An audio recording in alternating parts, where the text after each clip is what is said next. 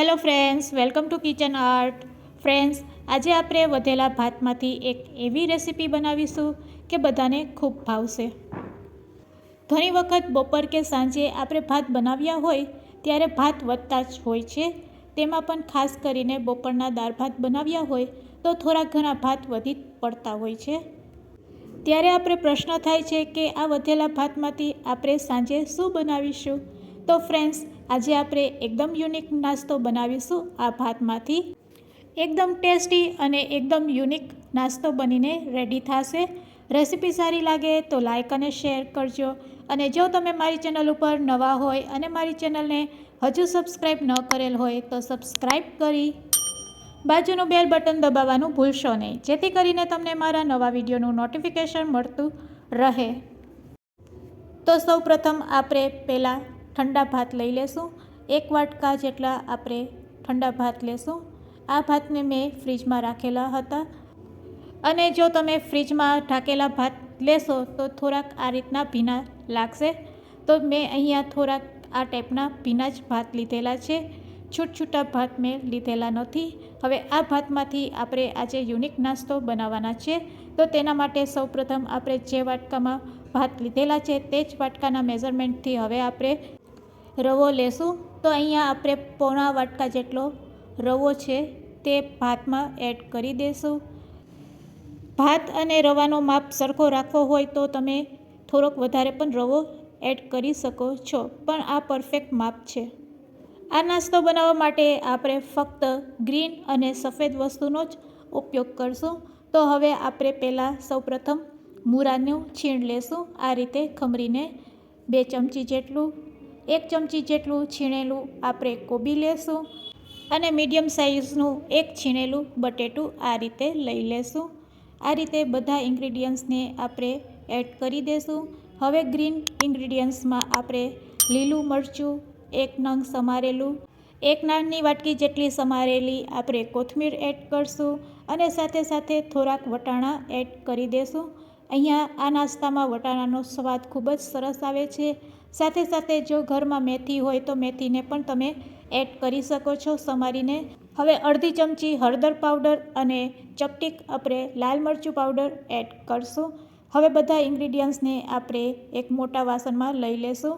અહીંયા મિક્સ કરવા માટે આ વાસણ નાનું પડે છે, તો આપણે મિક્સ કરવા માટે મોટા વાસણમાં તેને ટ્રાન્સફર કરી દઈશું.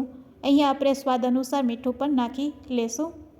બધા ઇન્ગ્રીડિયન્ટ્સ એડ કર્યા પછી મોટા વાસણમાં આપણે ટ્રાન્સફર કરી દઈશું, જેથી કરીને બધા ઇન્ગ્રીડિયન્ટ્સને મિક્સ કરવામાં એકદમ સહેલાઈ રહે. તો આ રીતે ચમચીની મદદથી આપણે બધા ઇન્ગ્રીડિયન્ટ્સને આ રીતે પહેલાં મિક્સ કરી લેશું, એટલે બધી વસ્તુ સારી રીતે મિક્સ થઈ જાય. ફ્રેન્ડ્સ, તમે ભજીયા અથવા તો પુડલા ખાધા હશે, પણ અહીંયા આપણે બિલકુલ તેલ વગર ભાતમાંથી એકદમ સરસ યુનિક રેસીપી બનાવી રહ્યા છીએ, જે બનાવવી પણ ખૂબ જ ઇઝી છે અને ખાવામાં પણ એટલી જ ટેસ્ટી લાગે છે. તો આ રીતે આપણે બધા ઇન્ગ્રીડિયન્ટ્સને સારી રીતે મિક્સ કર્યા પછી તેમાં આપણે છાશ એડ કરવાના છે. છાશથી આ નાસ્તો ખૂબ જ ટેસ્ટી બને છે. તો અહીંયા આપણે પાણીનો ઉપયોગ નથી કરવાનો, અહીંયા આપણે છાશનો ઉપયોગ કરીશું. તો બધી વસ્તુને આ રીતે મિક્સ કર્યા પછી હવે તેમાં આપણે થોડીક છાશ એડ કરશું. બસ આ રીતે 2 ચમચી જેટલી પહેલાં છાશ એડ કરતા જશું અને એક સરસ બેટર બનાવીને રેડી કરીશું. બેટર આપણું પાતળું ન થઈ જાય તેનું ખાસ ધ્યાન રાખવાનું છે. તો આપણે બસ આ રીતે થોડીક છાશ એડ કરતા જશું અને બેટર એકદમ આ રીતે મિક્સ કરી લેશું. બસ બેટર મિક્સ થઈ જાય તેટલી જ આપણે છાશ નાખશું. રવો નાખેલો છે તો રવો પલળી જાય તેના માટે આપણે 10 મિનિટ તેને રેસ્ટ આપીશું. તમે થિકનેસ જોઈ શકો છો. બસ આ થિકનેસ રાખીને હવે આપણે 10 મિનિટ તેને ઢાંકીને રેસ્ટ આપીશું. હવે આપણે થાળી અથવા તો ડીશને આ રીતે તેલથી ગ્રીસ કરી લેશું અને તેને સાઈડમાં રાખી દઈશું. તો હવે ફ્રેન્ડ્સ, તમે સમજી ગયા હશો કે આપણે શું બનાવી રહ્યા છીએ. હા ફ્રેન્ડ્સ, વધેલા ભાતમાંથી આજે આપણે ભાતના અને રવાના ઢોકળા બનાવી રહ્યા છે. જો તમે આ રીતે ક્યારેય ન બનાવ્યા હોય તો એકવાર જરૂરથી ટ્રાય કરજો. 10 મિનિટ પછી આપણો રવો સરસ પલળી ગયો છે. તો હવે આપણે તેમાં થોડીક ફરીથી 2 ચમચી જેટલી છાશ નાખશું અને બેટરને થોડુંક પાતળું કરી લેશું. તો અહીંયા હવે આપણું બેટર છે એ એકદમ રેડી છે ઢોકળા બનાવવા માટે. હવે તેમાં આપણે 1 ચમચી જેટલો ઈનો એડ કરશું. ઈનો એડ કર્યા પછી તેના ઉપર 1 ચમચી જેટલું પાણી એડ કરવાનું, જેથી કરીને ઈનો સરસ એક્ટિવેટ થઈ જાય અને આ રીતે પછી તેને મિક્સ કરી લેવાનું. તો અહીંયા આપણું બેટર રેડી છે. હવે તેની થિકનેસ તમે જોઈ શકો છો. બસ આ જ થિકનેસ આપણે રાખવાની છે.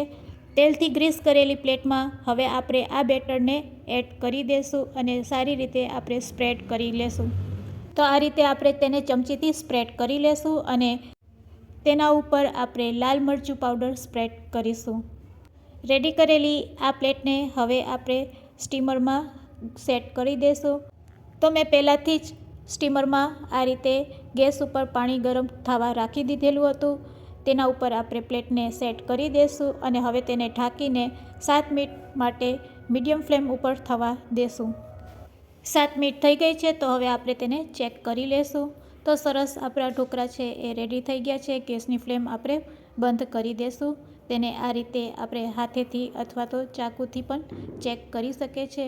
બેટર ચાકુમાં ચોટે નહીં તો આપણા ઢોકળા છે એ રેડી થઈ ગયા છે. આ રીતે તમે કોઈ સરીથી પણ ચેક કરી શકો છો. તો અહીંયા આપણો યુનિક નાસ્તો રેડી છે સર્વ કરવા માટે. રેડી કરેલો આ નાસ્તો થોડોક ઠંડો થાય એટલે તેને આપણે ચાકુથી આ રીતે કટ લગાવી લેશું. આ રીતે કટ લગાવીને પછી તમે આ નાસ્તાને સર્વિંગ પ્લેટમાં લઈ શકો છો. તો એકદમ ટેસ્ટી અને હેલ્ધી નાસ્તો રેડી છે સર્વ કરવા માટે. જો કેટલો સરસ રેડી થયો છે. એકદમ યુનિક રેસીપી છે. જરૂરથી ટ્રાય કરજો. ખાવામાં પણ ખૂબ જ ટેસ્ટી છે. તેને આપણે સર્વિંગ પ્લેટમાં લઈ લેશું અને ટમેટો કેચઅપ સાથે સર્વ કરીશું.